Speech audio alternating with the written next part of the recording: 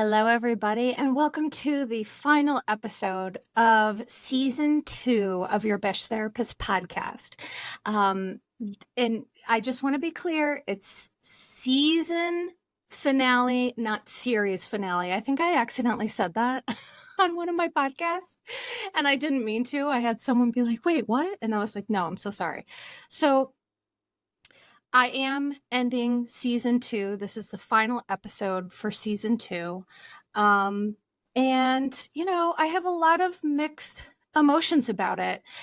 Today's episode, though, is going to be for a couple reasons. Number one, the episode that just posted in addition to this episode is Baby Reindeer. And I know that Baby Reindeer is really intense and it has really significant themes, lots of trigger warnings. And so I understand that Baby Reindeer isn't going to be for everybody. Number one. Number two, I felt like I just had a couple more things that I wanted to say, to put out there. I definitely wanted to use today's podcast to just thank you all. I couldn't do any of this without you. I mean, the community of you all, of people who have, gathered around me, and I just I can't emphasize enough how I continue to feel gobsmacked that this is happening, but like I'm just so grateful for you all. I'm so grateful for the community. I do want to say a couple things. Is that number one, this podcast is under a year old. So I started this in August of 2023. And when I come back for season 3, which is going to be in August, it will be my 1-year podcast anniversary. And so to look at how far this has come since not even a year ago, I swear to you, I am gobsmacked all the time. I'm honored. I'm confused. I'm happy. I'm thrilled. It's just been such a wild ride. So what I'm going to do today is just share a little bit about why I take my breaks. I know people are super understanding, but I do have a lot of newer listeners as well. But to those of you who have been with me since day one, thank you. I literally know who you are. I will never forget that. And I'm just so honored. And number two, so for the new listeners, I wanted to, just explain a little bit why I do seasons. The other thing I'm going to do today is I'm going to share. So for those of you who, when I'm on my break, want to listen to extra episodes, I'm going to tell you where you can get those.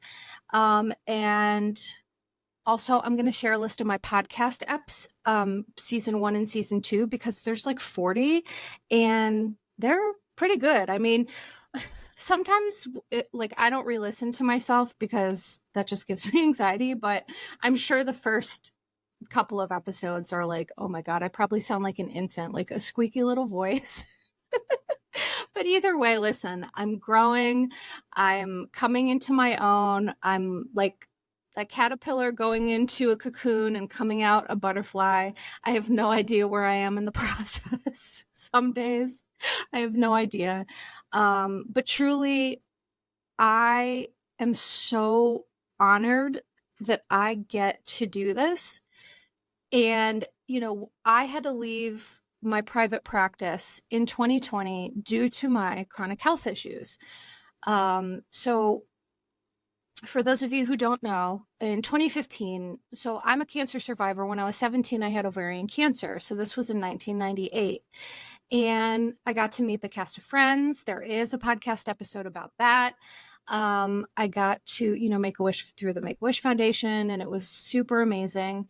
But then in 2015, I was diagnosed with another cancer called chronic lymphocytic leukemia. And at the time of that diagnosis, the medication that I'm on now didn't even exist. At the time of that diagnosis, I was just waiting, not so patiently. I was sick and getting sicker, and I just had to wait for some good treatment options. I've already had chemotherapy with the first cancer treatment, and my medical team all said that chemotherapy, again, it would just, unless I really needed it, it would decrease the quality of my life. So, we all agree that that was not a good idea. And again, this is no judgment for people there. I know lots of people in the cancer community who have had to have chemotherapy multiple times, rounds, different times in their life. So this is not a judgment. This is just what my team said for me. They thought it would be more harmful than good. So during the pandemic, so I waited for treatments to be available. And then they were, and then I had to go on treatment during the pandemic, which was the most scary, horrifying experience of my life.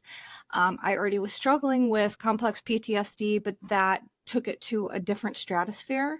I experienced a severe clinical depression that became more deadly than my cancer. It was just so horrible, but I had to step away from practice for multiple reasons. Number one, with the pandemic and with my immune system and being on immunotherapy treatment, my doctors were like, you cannot leave the house. Literally. For the first year, they were like, we're not joking.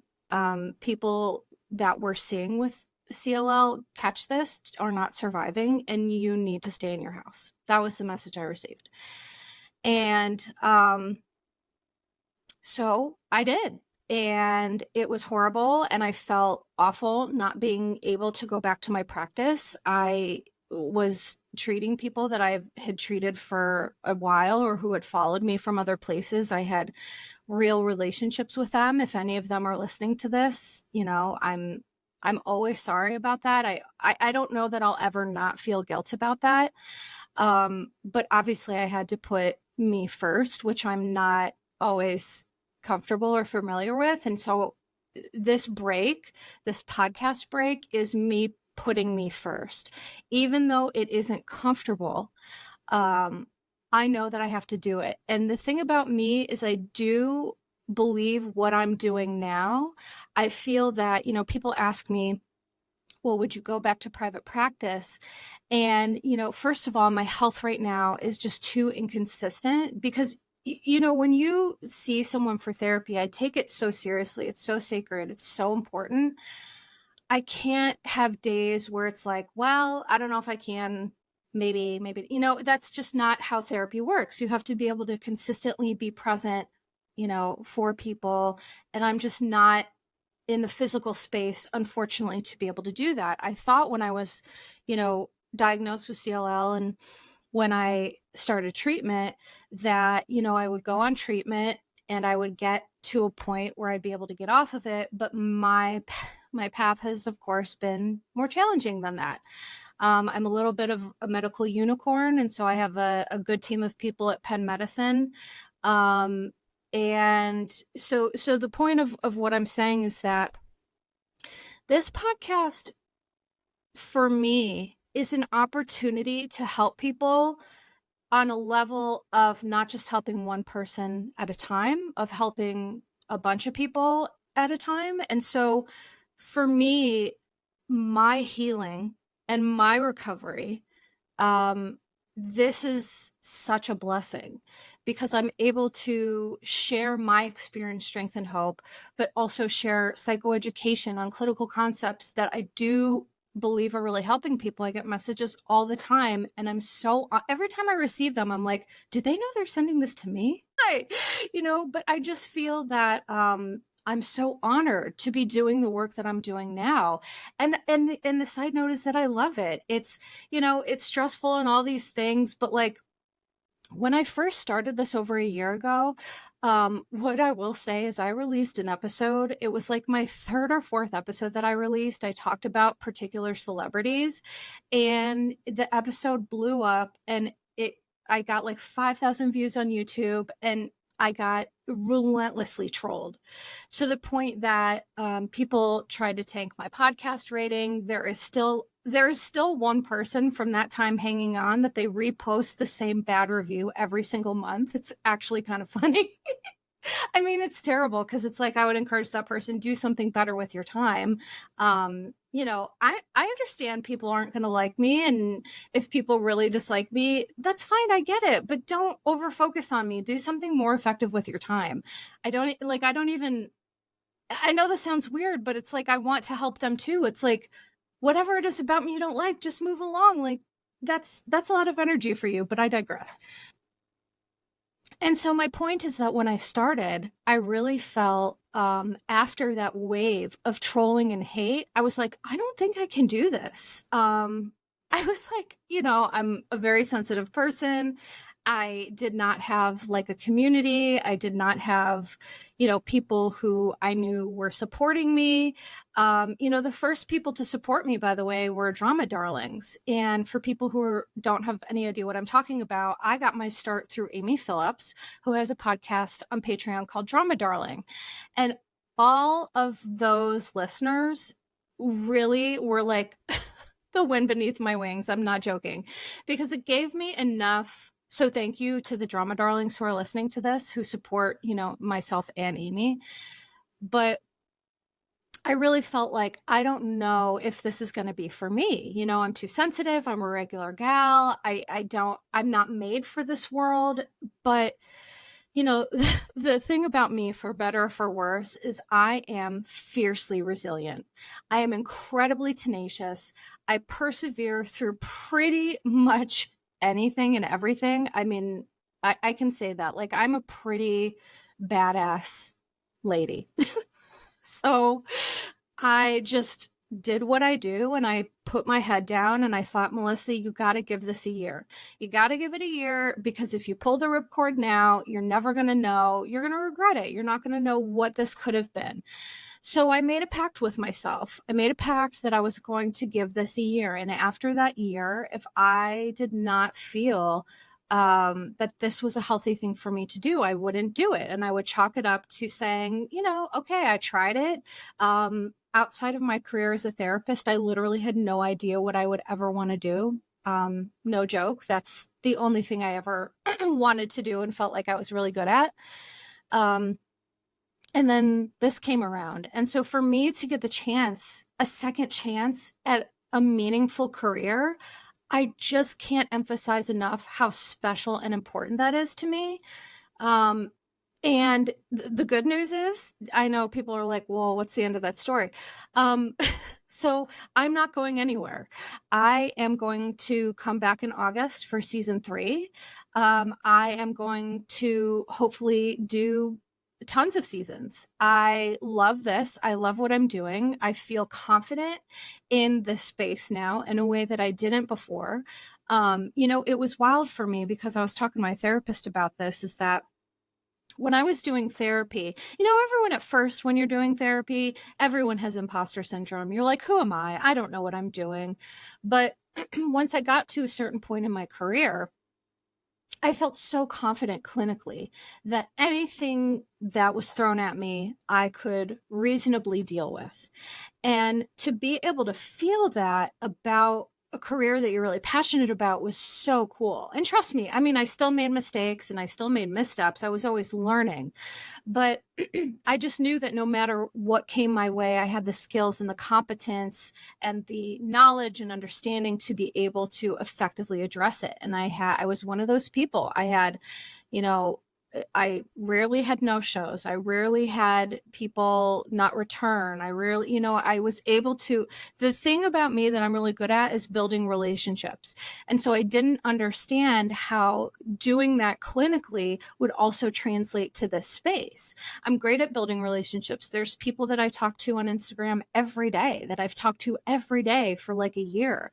I have a lot of people that I communicate with on YouTube, and, all these other things. And so I just want you all to know, and by the way, this is off the cuff. I don't have notes here. This is just me speaking to you all from my heart. And so my plan for this podcast is to the moon. I am growing every day. I'm growing in listenership, on my social media, which I still hate social media. I will still never love it. And if I'm being honest, part of what I'm doing too to grow is so that I can have other options besides social media and specifically Instagram. I feel extremely nervous about the way that Meta is going.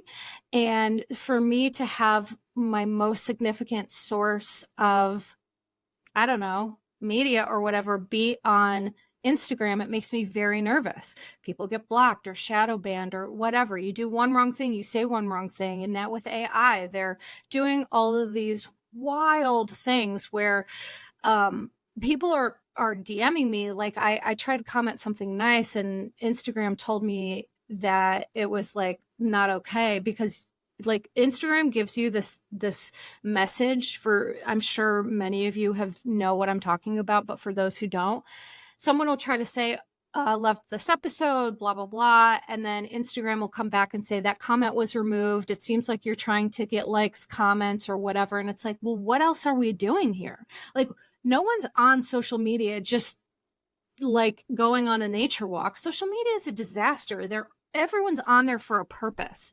And if not to get likes and comments and engagement, what is the point? So for people listening to this, please know that that's not me, that's Meta. And this is the problem with AI.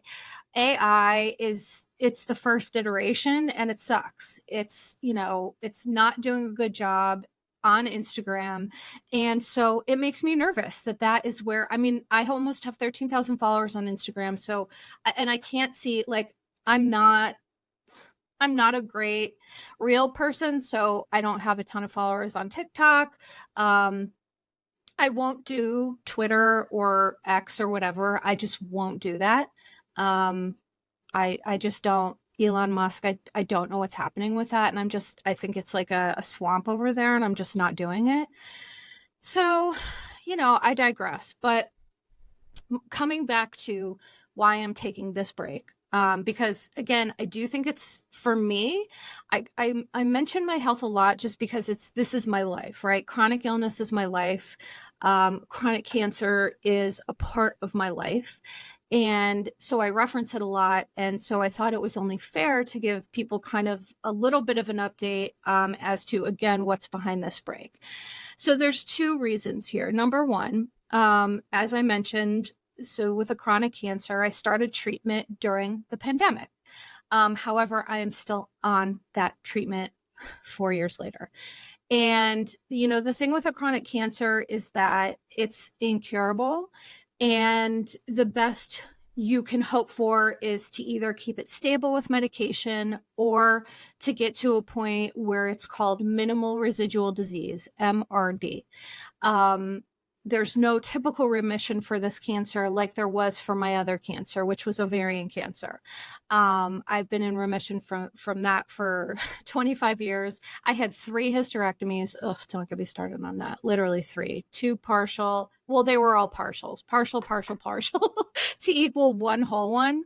And so, my belly looks like I've been attacked by a cougar. Literally, it's so wild. But honestly, I wear my scars like a badge of courage because to me, my scars show where the structure of my character has been welded. And I have no shame about that. So what started happening is that immunotherapy is a more targeted therapy, but let's not get it twisted. Chemotherapy and immunotherapy, I mean, it's both toxic waste. My medication, it comes in like a biohazard bag. You have to dispose of it a certain way. My husband can't touch it with his bare hands. And if he does, we have to call poison control. Like, it's not just like, I mean, it's pretty similar to chemotherapy, but whatever, it's more targeted. And so what started happening, and this is where my masking comes in. I'm just so good at this. Last year I was having all these issues, cardiac issues. And so what happens is sometimes after you're on immunotherapy for a period of time, it starts to impact your cardiac system for some people. And of course, I was one of those people. And so last year, and by the way, like most people who listen to this have no idea, there were times where I was recording, with a heart monitor. And there were times that I was recording, waiting for results to see if I had another cancer. And, you know, the medical stuff that I deal with on a day-to-day basis would really scare people. And so I'm not always I'm open enough to help people understand the situation, but not so much because it would scare people. Like a week in my life would freak people out, medically, truly. So I had to wear this heart monitor for 2 weeks, and it was like attached to my chest. And so like my skin, it felt like fire ants. It was just like so gross. And anyone who's done this, it's called a Zeo patch. You know exactly what I'm talking about. So when I took it off after 2 weeks, I had this like crazy rash. It was so painful. It was so horrible, but I did it because I had to do it. And what it showed is that the immunotherapy was attacking my cardiac system. I was having supraventricular beats that I was not supposed to be having. And because I'm so attentive to my body, I knew it. And I was able to get that test done. And so then my medical team, we had to pivot. And so the pivot was, well, right now, there's nothing better for you to be on, but you can't be on a whole dose because if we fry your heart, you can't survive that. So, so since that time, I've been on a half a dose, and the half a dose was doing great. And my numbers were going down, down, down. And then they just stopped. And they've plateaued, and it's been about 9 months that they've plateaued. And so it's only a matter of time before. So the point is I need to take the time on this break to circle back to this issue. I have to go to Philly. I have to see my oncology team, and we have to come up with a plan in terms of, do we do another medication? Do we try a full dose of another medication? Can my heart handle that? Or do we do a half? It really is. The thing with CLL is it's so complex. It's so complex. You know, if you look it up on the internet, it'll say, well, it's an elderly cancer. Most people get it when they're old and don't even require treatment. Well, the thing about that is that there's that's accurate for some people, but for people like me, I was diagnosed when I was 35. So if you get an incurable cancer when you're 70 or 80, well, who cares? You can live 10 years, not treat it, and then you die of something else. But when you're 35, that's not our course of treatment. So the young people like me, there are a whole group of young people, a whole community of people with CLL who are young, and we are trying to live, you know, more than 10 years. And when I was diagnosed with this, by the way, in 2015, that was the stat, you know, because there really weren't good medications for it. It was like, you had 10 years, and I'm at my 10-year mark now. And so I'm just grateful. You know, modern medicine has saved my life twice. First time with ovarian cancer, and for sure now with CLL, because if it weren't for modern medicine, I would for sure not be here. Which is wild. You know, I talked about in that episode, the butterfly effect. The baby reindeer episode, I talk about the butterfly effect and how, I think to myself that there easily would have been a world where I'm not speaking to you. And that's never lost on me. I just feel that any extra time that I get is a blessing. And my trauma recovery has been so meaningful for me that, like, part of my healing and recovery is sharing all of this with you, because if anything I can say can help anybody, well, then I am doing my job. Because what the hell is the point of all this pain and suffering if I can't do something with it? I have to give my pain purpose. And so that is what this podcast is all about. And, so the good thing that the podcast has done for me is it's been a beautiful distraction, because, with my health issues, I get to focus on this instead. And, I need that because I can't always focus on my health issues. Like, for people listening with chronic illness, you know exactly what I'm talking about. It's like we have to be attentive, but not over focused. And it's a very hard line to walk. And some days I do great, and some days I fail miserably. But, the fact is that I'm grateful to be here. I'm grateful for all the time that I get. And I do need to circle back to, the CLL stuff. I'm not thrilled about it. Candidly, I have a lot of anxiety about it. But, I know that whatever happens, I got my back. I got my back. I know how to manage the stuff. So I don't want people to worry or stress because, like, I got this. Um, and if things are going on that you need to know about, I'll let you know. But other than that, it's just too much to always talk about. It's stressful, it's hard. So that's that. So I am going to be when I'm on my break figuring out some sort of, I have to get some tests done that I'm ashamed to admit I've put off a little bit. And so I got to get some blood work. I got to get some testing done. And then I'm going to reconvene with my treatment team and we're going to figure out another plan. And eventually at some point, that plan might include a bone marrow transplant or a stem cell I understand that with this type of cancer, there's a lot of things that I may need to do to stay well. And I don't know what that is now. You just have to take things day by day, literally one day at a time. And so for me, those concepts that I talk about, like from the program of AA, I'm not in that program. I've been to Al-Anon meetings and I've grown up with addiction in my family, but I do find some of those concepts for me with chronic illness also really applicable, the one day at a time. And like, if I focus on what my life is going to look like for the rest of my life, that would probably terrify me. But for today, I'm okay. For today, I'm okay. And for tomorrow, I have a plan. And so I will keep you posted as appropriate.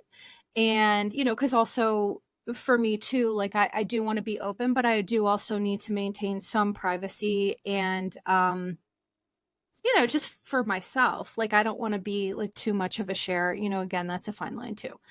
So thank you for your care and concern about that. I am very confident I'm going to be okay. I trust my treatment team very much.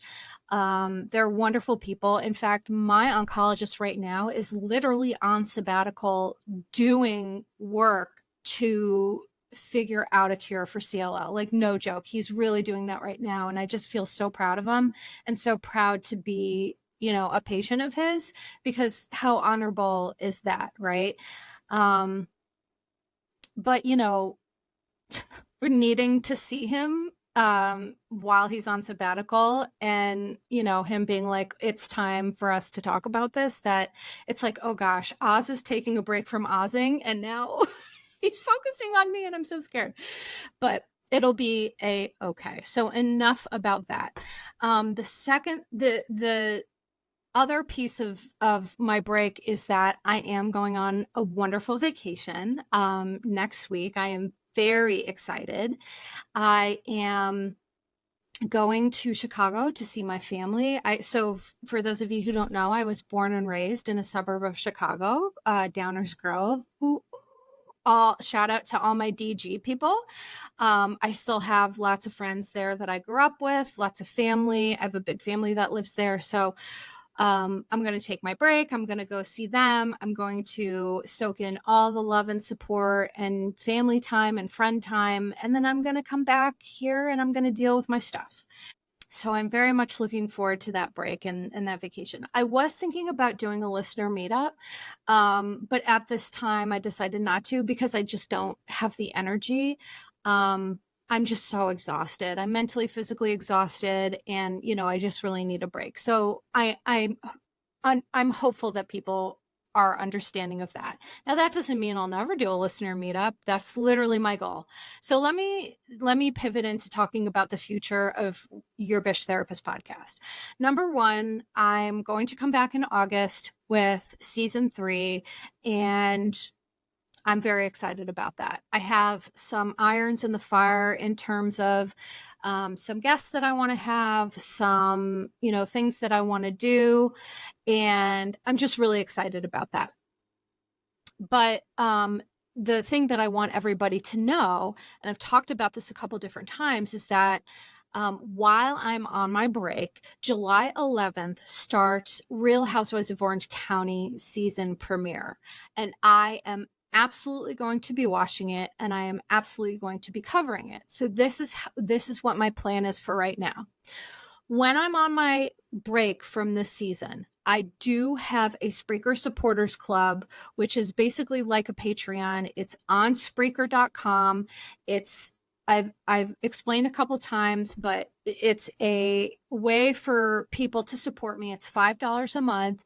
And so my commitment is that when I'm on my break, I'm going to be doing episodes of covering Real Housewives of Orange County only for those supporters. Now, for people who are upset about that, whatever, there are tons of ways for people to support me. And if it doesn't make sense financially, that's okay.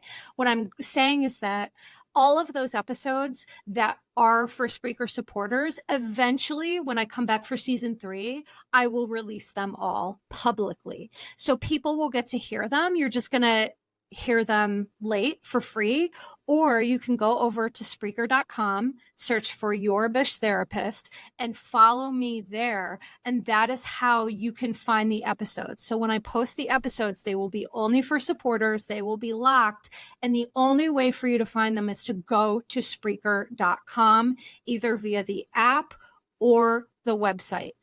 This break that I'm taking right now is also for me to test that out, because people were having trouble finding it. They weren't listening to the episode. So I did release an episode as kind of like a test. It didn't get a lot of people. Like, I know how many people are supporters, and it didn't get a lot of listens.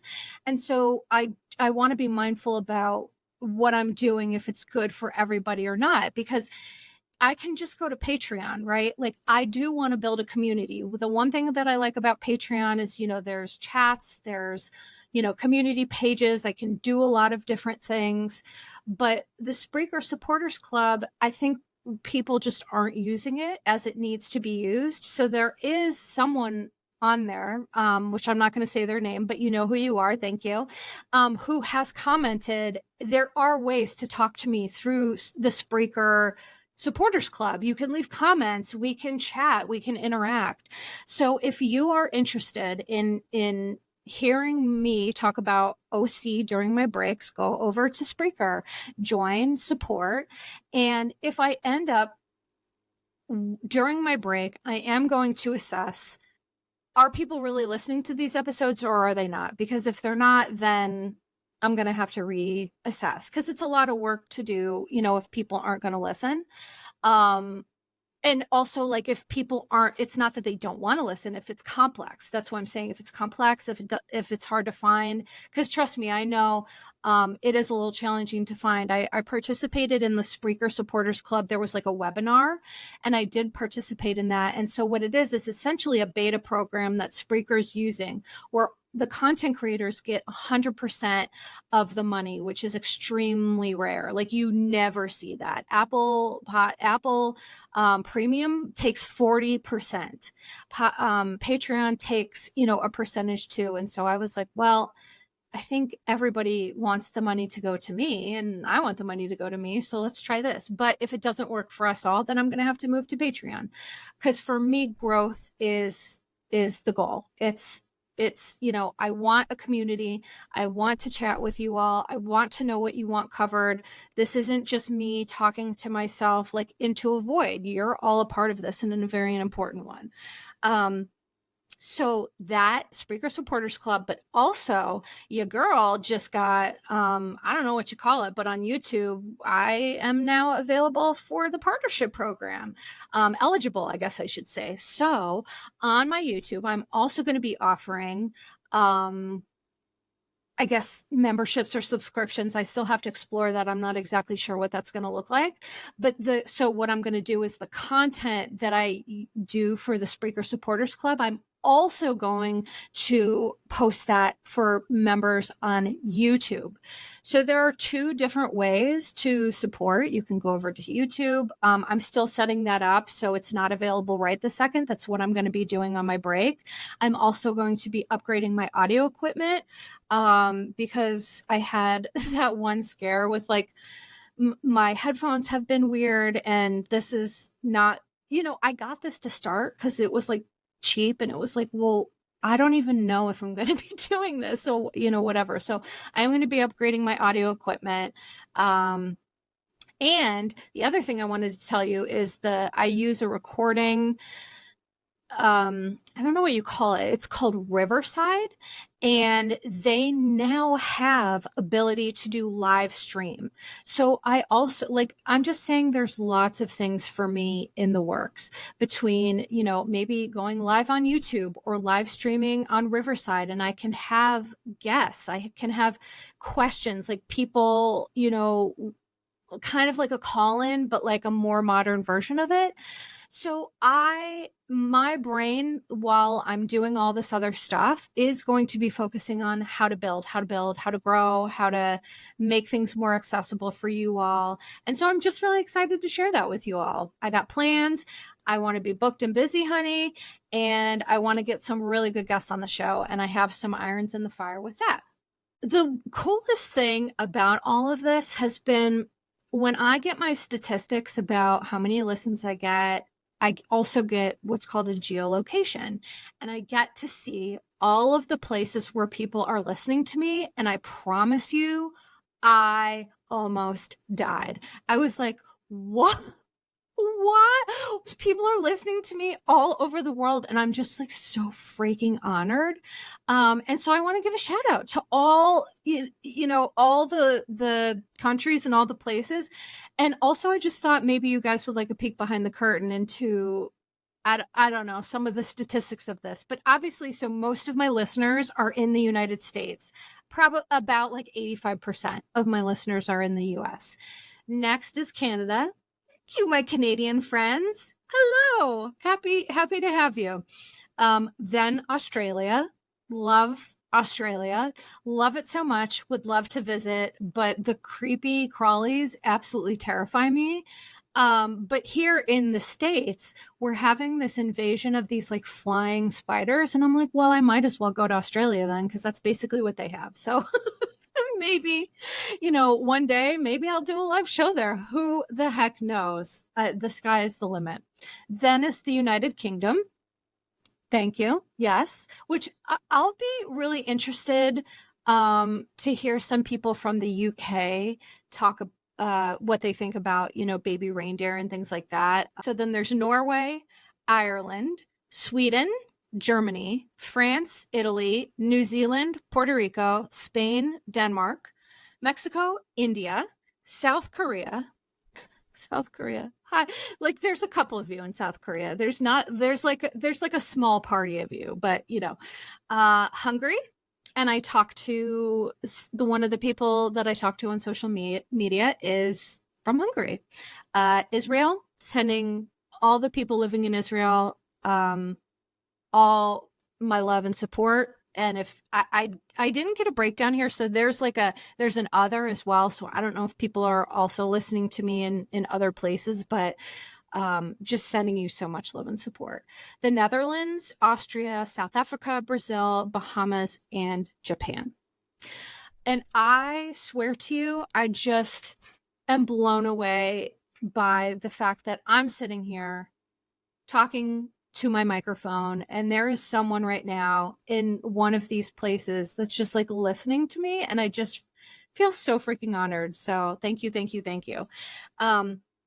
now let me get to the listening guide. Okay, my first episode of season 1, I'm going to do season 1 first. It's called The Maiden Voyage of YBT Podcast, and that one, my voice is like so squeaky. I'm just like, oh my God, I'm so scared. I don't know what I'm doing.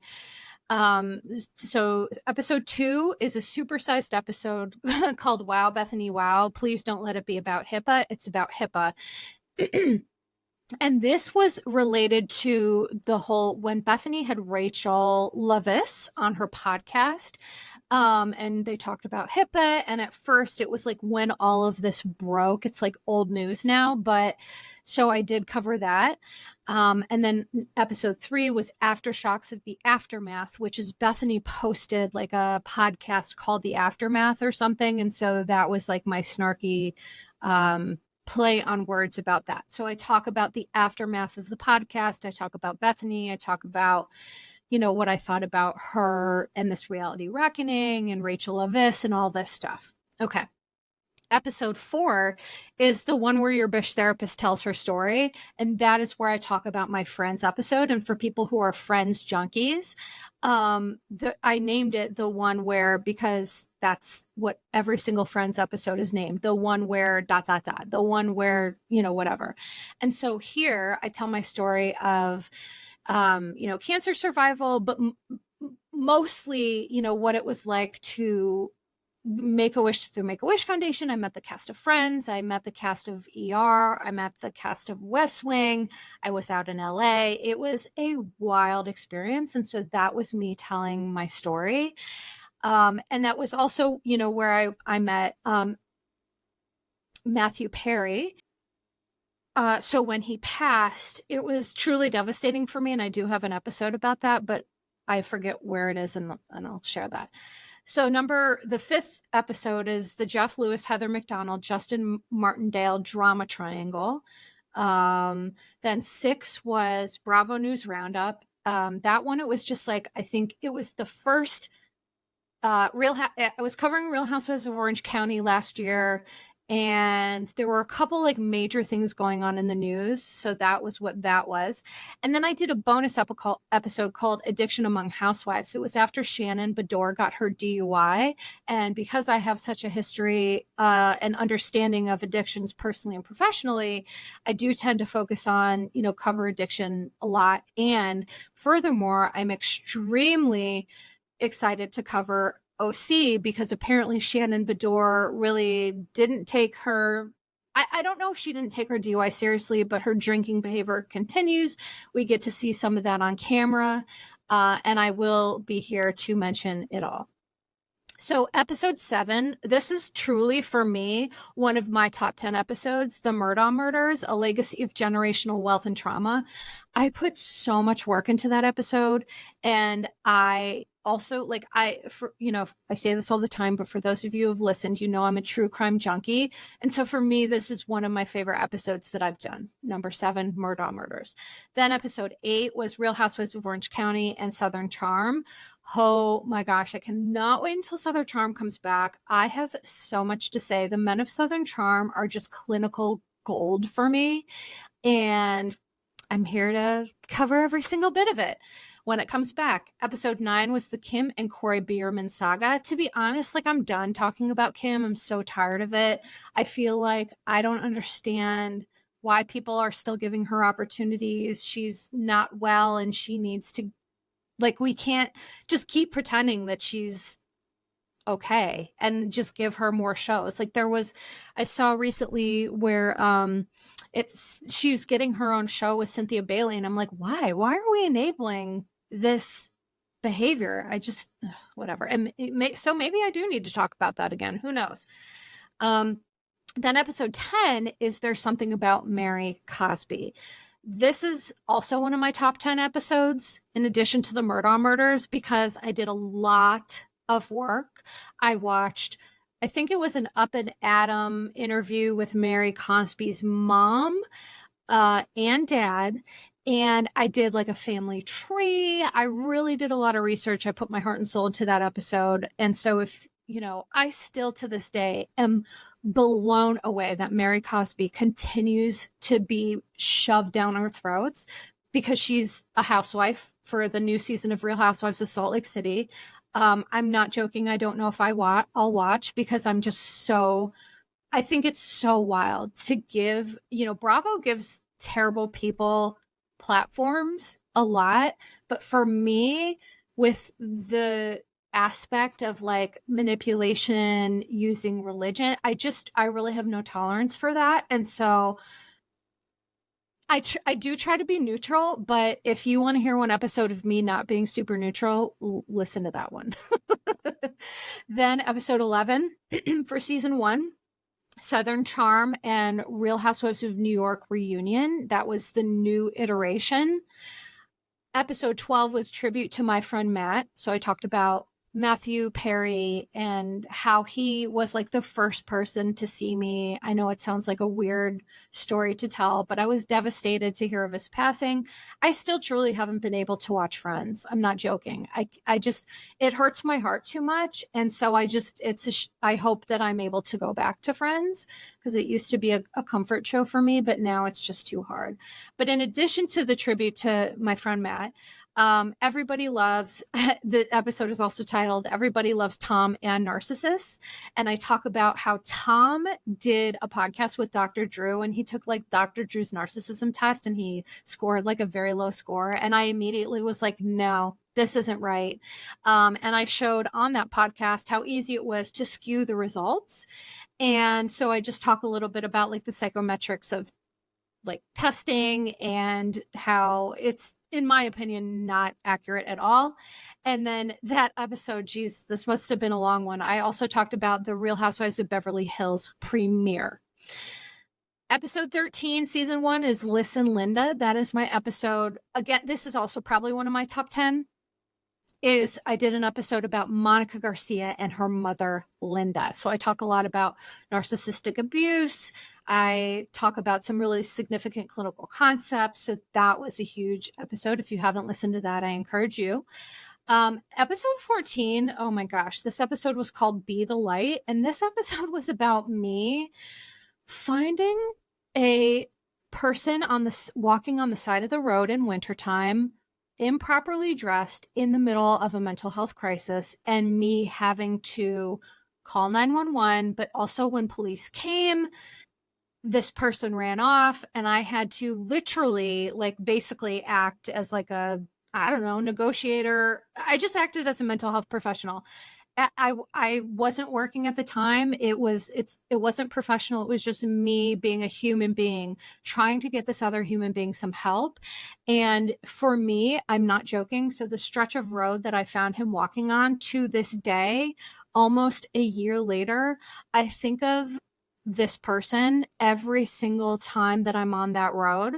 And I did give an update about this, but the person that I helped, and this will only make sense if you listen to the episode, but I did eventually get a call from a psychiatric hospital, and I'm not going to say where, from a social worker who was calling me because I was the one who had to hospitalize this person, because the trooper that I was dealing with didn't want to deal with it, and I had to go. I had to do like a involuntary hospitalization, blah blah blah. It was just like such a stressful encounter. But I talk about being the light in the world that you want to see.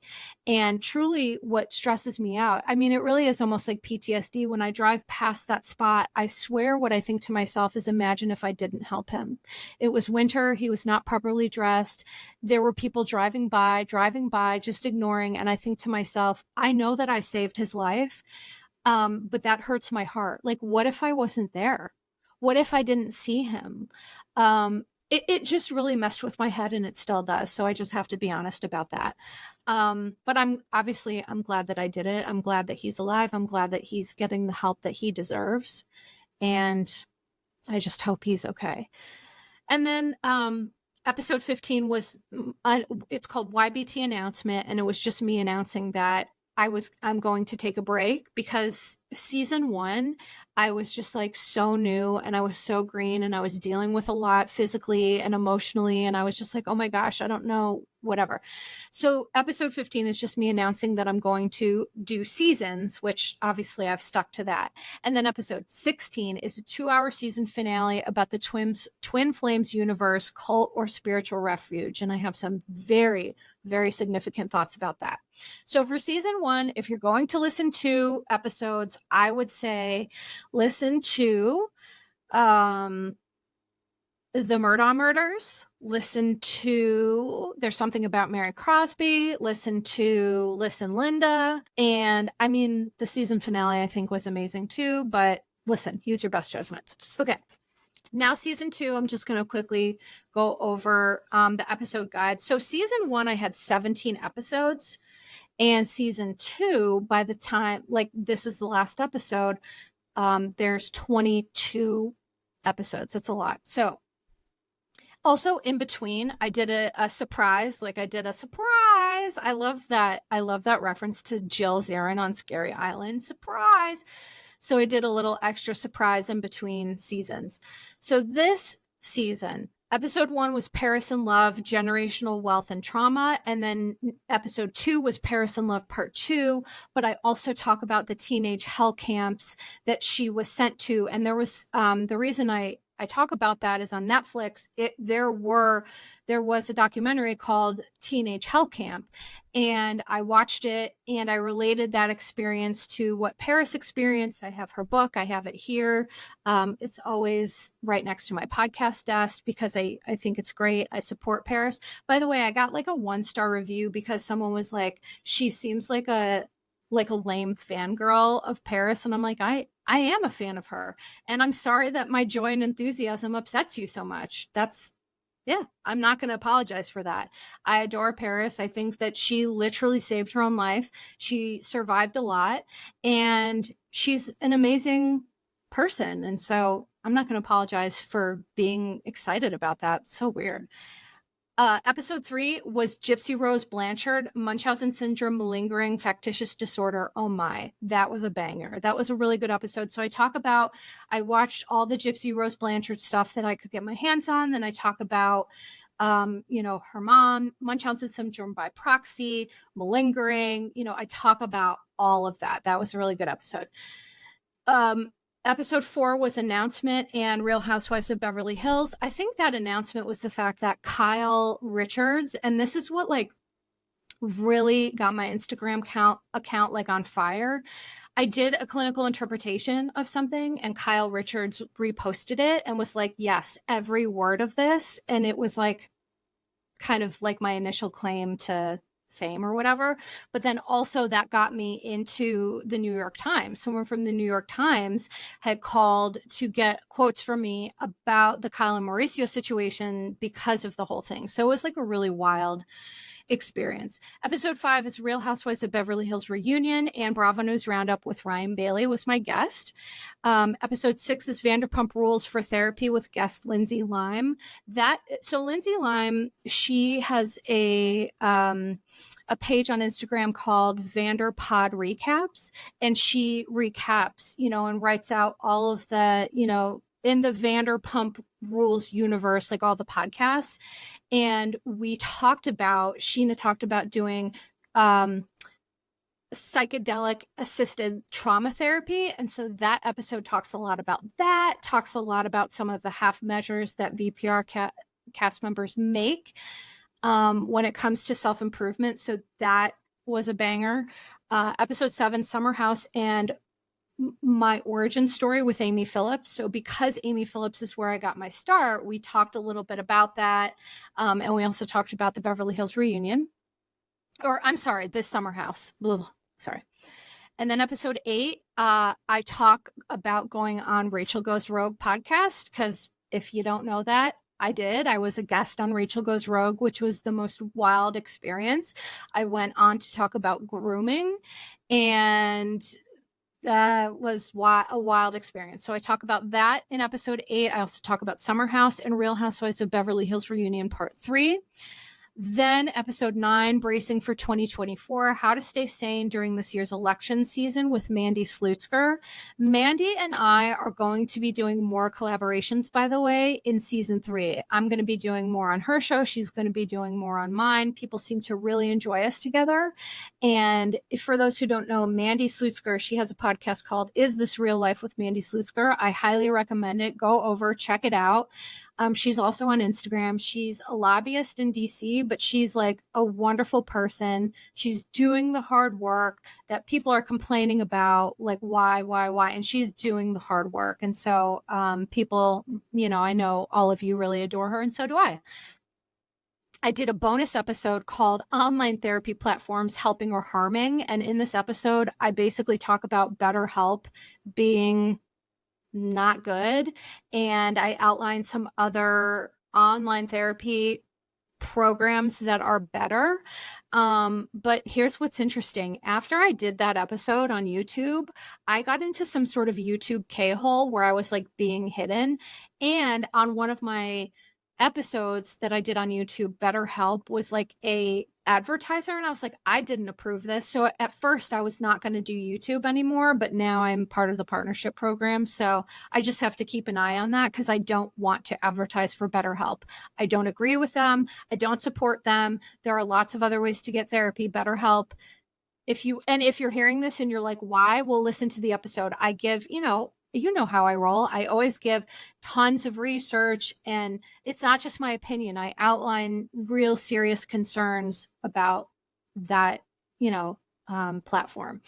Episode 10 is Happy Birthday, Bish. It was my 43rd birthday. Talked about that.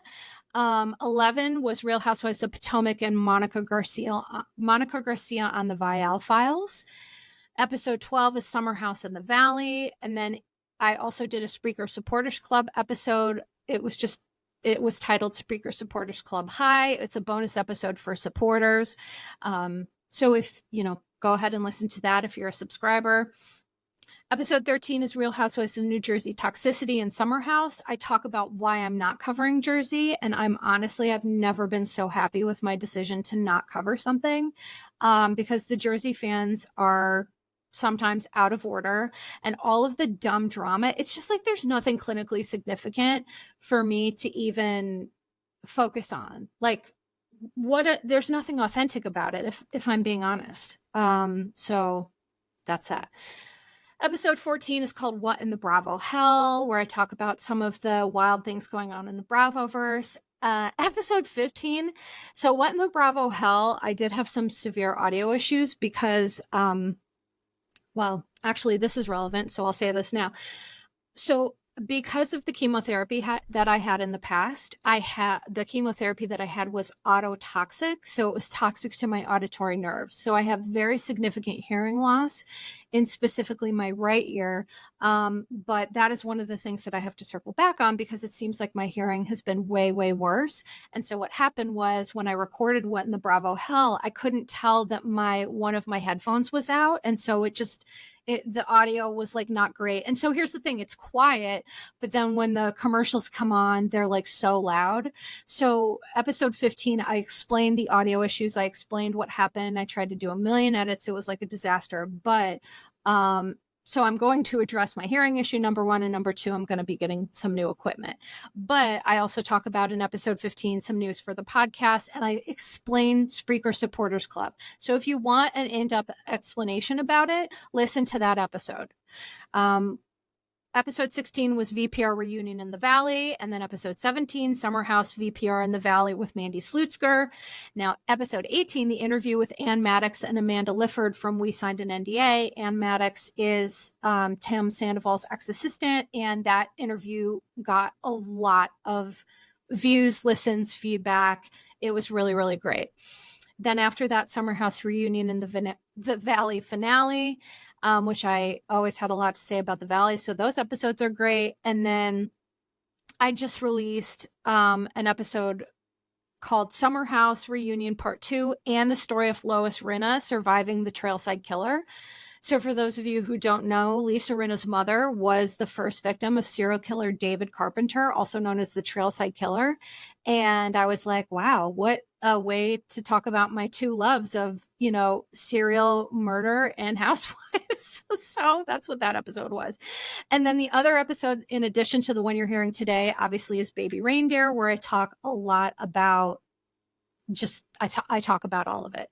So, for today, this was just an extra episode where I wanted to just, again, do some free speaking, talk to you all, thank you all, share my thoughts, share my plans, and just, just one big thank you, thank you, thank you.